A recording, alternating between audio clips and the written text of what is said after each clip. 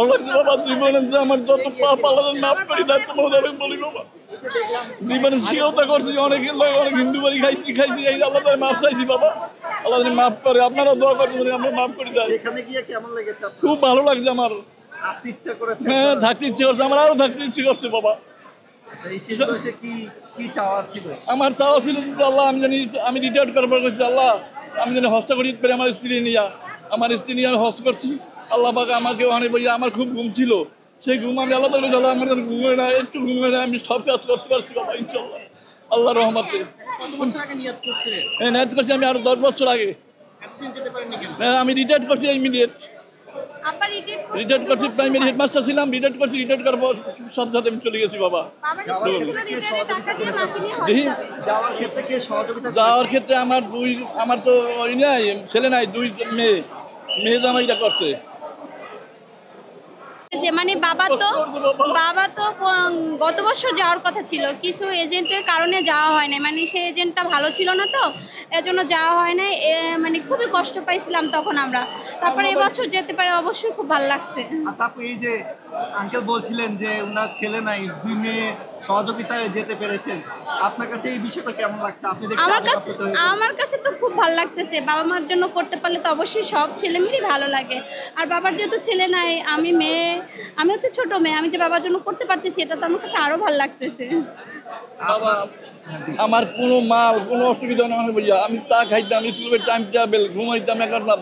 আল্লাহ এমন করছে শুধু আল্লাহর কাছে আমি রয়েছি, এবং দোয়া করবেন আমি ভবিষ্যতে জানি এই থাকতে পারি। আপনি এই লাইনে আর কোনো কাজ নেই আমার দুনিয়ার কোনো আর এই নাই। যদি আমি মুদ্রার কাপড় পড়ছি সেদিন থেকে আমি দুনিয়া থেকে বিদায় বাবা। আপনারা তো করবেন, অনেক পাশে বাড়ি গল্প করে, এটা করে আমি গল্প কিছু করি না।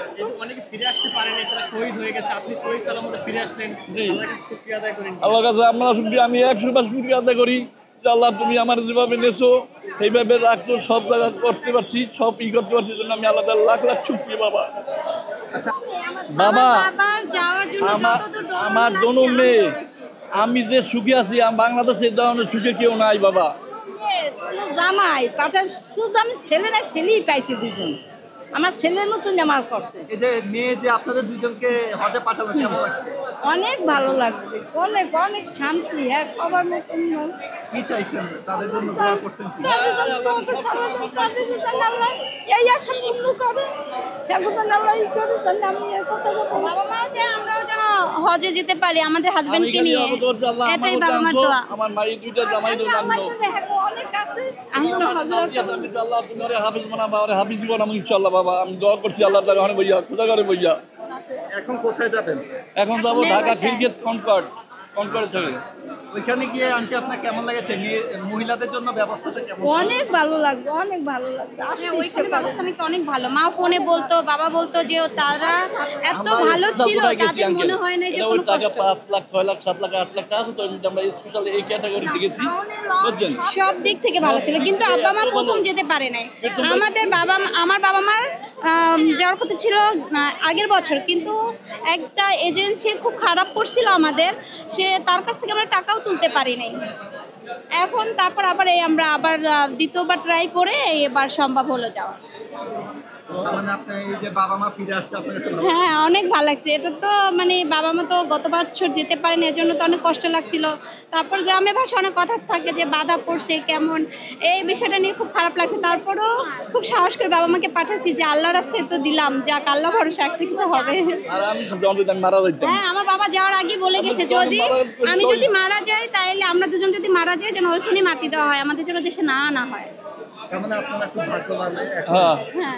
আল্লাহর মাথা আমরা অতিবাদে খুবই করছি বাবা। ওই জন্য বই আমার এমন ভাবে হয়েছি, আমার এমন নেই, আমার খুব ঘুম ছিল বাবা। এই ঘুম আল্লাহ আমি প্রেমে করছি, আল্লাহ আমার জন্য ঘুম দেবো না। ওরা খালি চিন্তা করছে আমি তো বাবাকে নিয়ে চিন্তা করছি। আমার বাবা হচ্ছে প্রাইমারি স্কুল হেডমাস্টার, তো টাইম মতো খাবার দাবার, টাইম মতো ঘুম, সে একটা রুলসে চলতো। আমি তো চিন্তা করছিলাম বাবা হয়তো বা মানে ঘুমের জন্য সে কিছু করতে পারবে না, কিন্তু ওইখানে যাওয়ার পর নাকি বাবার কোনো ঘুমই ছিল না, ঘুম আছে না, কোনো রাগ আছে না, আল্লাহ